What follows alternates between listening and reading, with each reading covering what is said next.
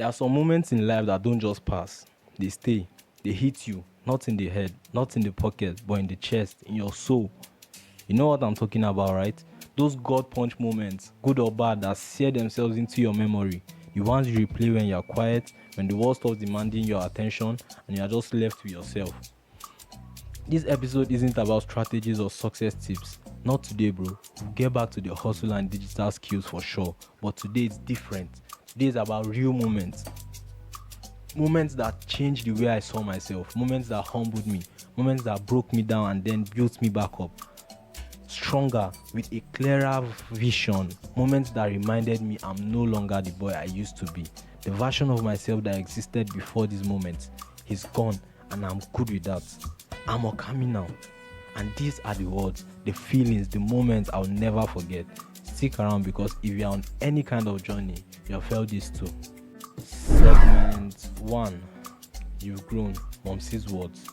Okay, so let's kick this off with a moment that, no lie, still give me chills.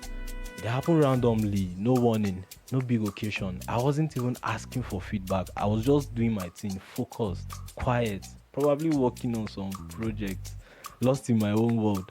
Then my mother looked at me and she just said it. So simple, so profound. You have matured. I love the kind of maturity you carry now. You have grown in the right way. Bro, I smiled and said, thank you. Standard response, right? But deep down, it hit hard. Think about it. That's a woman who raised me, a woman who saw me from the one, through all the awkward faces, the mistakes, the wild ideas, the failures. A woman who knows my struggles better than almost anyone. A woman who knows what I've faced behind closed doors, the silent battles I fought trying to figure things out. She saw the young me, the naive me, the struggling me, and for her to look at me and with all that history and say that, bro, that's something to be grateful for. When she said those words, it wasn't just Momsi speaking. It felt like God himself was confirming, like this universe was aligning, saying, yes, you're on the right path. All that pain, all that effort, all that silent work, it's paying off. It's visible. I didn't need money in that moment. I didn't need a reward, no applause, no viral post. I felt peace. I felt proud of myself in a way that material things can't replicate. I felt a deep, genuine joy. That kind of growth, you can't fake it. You can't buy it. You can't pretend your way into it. It's earned through experience, through trial and error, through choosing the harder path when it would have been easier to quit. And that's when I knew, right then, I'm not a kid anymore. The boy who was easily swayed, easily distracted, easily defeated, he's gone. This is a different person. This is someone who understands the weight of responsibility, the value of quiet focus, and the power of perseverance. Have you ever had a moment like that? Where someone close to you, someone who truly knows you, affirms the silent work you've been putting in? Let me know in the comment section, bro. Because those are the moments that truly define us. And if you are vibing with this real talk, hit subscribe. We are building a community of people who understand what true growth looks like. Segment 2. Silent victories. You know that moment when Momsi wasn't an isolated incident. It was a confirmation of something I've been feeling in my core for a while. It's a feeling that comes from what I call silent victories. Here's the thing. Nobody tells you, no one claps when you do the right thing. No applause for staying focused while everyone else is partying, scrolling aimlessly, or chasing instant gratification. There's no camera crew when you wake up at 3 a.m. because you are tired of struggling, tired of being broke, tired of the old version of you, and you just get to work. No one is giving you a medal for saying no to distractions, for choosing discipline over ease, for grinding when no one is watching. But I remember one night vividly. This wasn't a planned reflection. I just found myself on the floor in the room. No lights, no music, no noise. Just the quiet, and in that stillness, a profound realization washed over me. I've survived too much to be average. That night, bro, it hit me like a ton of bricks. I wasn't crying, but I wasn't smiling either. I was just aware that I've changed fundamentally, aware that I've built something substantial, brick by brick in silence. Aware that the person I used to be who entertained the idea of being just okay was dead. People don't see the process, man. They just see the result. They see the glow up, the wins, the confidence, but they don't see the lonely nights, the doubt you fought, the sacrifices you made. They don't see the hundreds of tiny unseen choices that compound into significant change. But I do. I remember every single one of those silent victories, and that's why I'll never go back. I've come too far, put in too much, endured too much to settle for anything less than the vision I have for myself. That awareness fuels me. It's my secret weapon. This is the difference between people who win and people who quit. The winners understand the power of silent effort, the value of building something from the ground up, out of the spotlight. They don't need external validation. Their inner knowing is enough. If you are out there putting in work that no one sees, I see you. You are building something significant. Keep that fire. The, bro. 3. The doubt that fueled me. Speaking of silent battles and unseen processes, let's talk about a different kind of moment, one that on the surface felt negative but truly became rocket fuel for my journey.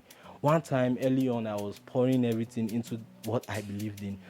Someone close to me, someone I respected, someone who saw my efforts, looked at me and said, "Are you sure this thing will work? You are wasting your time." Or more. Now, the old me, the kid, would have argued. He would have defended himself, probably gotten defensive, tried to explain every detail, sought validation. But the new me, the one being built through those silent victories, I didn't argue. I didn't defend myself. I didn't even try to convince them. I just smiled. A quiet, knowing smile. But when I left, when I was alone again, I felt it. Not pain, not anger, fuel. Pure, unadulterated fuel. I remember whispering to myself, probably in the shower or while pacing around my room, "You're gonna see. Not because I want revenge, not because I need to prove you wrong for your sake, but because I believe in me and I'm going to prove it to myself." That moment taught me something crucial, bro. If people don't doubt you, you're probably not dreaming big enough. Think about that for a second. If your goals are so safe, so conventional, so easily understood by everyone, then you are probably not pushing the boundaries of what's possible for you. You are not tapping into discomfort where real growth happens. Doubt is a sign you are wrong. Doubt isn't a sign you are wrong. Often it's a sign you are on the verge of something significant. It means you are pursuing something that challenges the status quo, something that most people are too afraid to even attempt. So if you've got people in your life who doubt your vision, who question your hustle, who think you are wasting your time, don't let it deflate you. Let it fire you up. Use their skepticism as a silent confirmation that you are aiming high. That outside doubt just reaffirmed my inner conviction. It solidified my resolve to become the person who could make those impossible dreams a reality. And that, my friend, is a superpower. Let's move to the last one. Becoming Okami, segment 4.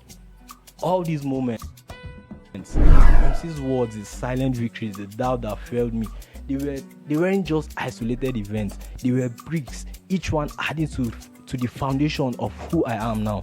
There's a point you reach in life where you don't even introduce yourself the same anymore. I used to be Enoch, and that was cool. That was me. But now I'm Okami. It's more than just a name. It's an identity. It's a declaration. It represents the culmination of all those moments, all those choices, all that growth. I don't move like I used to. The frantic energy, the chasing, the need to impress, that's gone. I don't speak unless it's real, unless it brings value, unless it comes from a place of genuine experience. There's no time for fluff or performative acts. I don't chase validation from anyone because I found it within myself. Through the grind, through the struggle, through the quiet moments of self-realization, I became quiet, not because I had nothing to say, but because I got clarity. I learned that true power often operates in silence.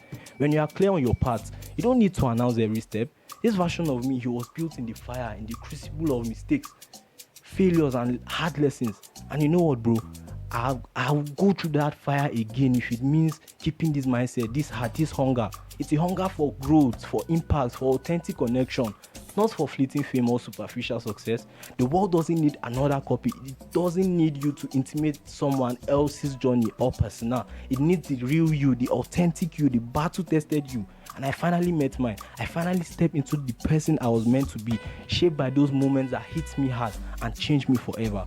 And if I can do it, so can you. It's about shredding the old skin, embracing the new one, and walking confidently in your own lane. That's the Okami way. Let me leave you with this, guys. Let me ask you a question. Let me ask you something as we wrap this up, bro. What's that one moment that hits you? Not a quote you read on Instagram, not a meme, a real life moment, something personal, something that broke you or built you or fundamentally shifted your perspective. A moment that was so profound it became part of your story, part of your DNA. Don't just think about it, write it down, guys. Get it out of your head and onto paper or in your notes app. Remember it, revisit it, because those moments, those raw experiences, those are the reminders that will carry you when the world forgets to clap.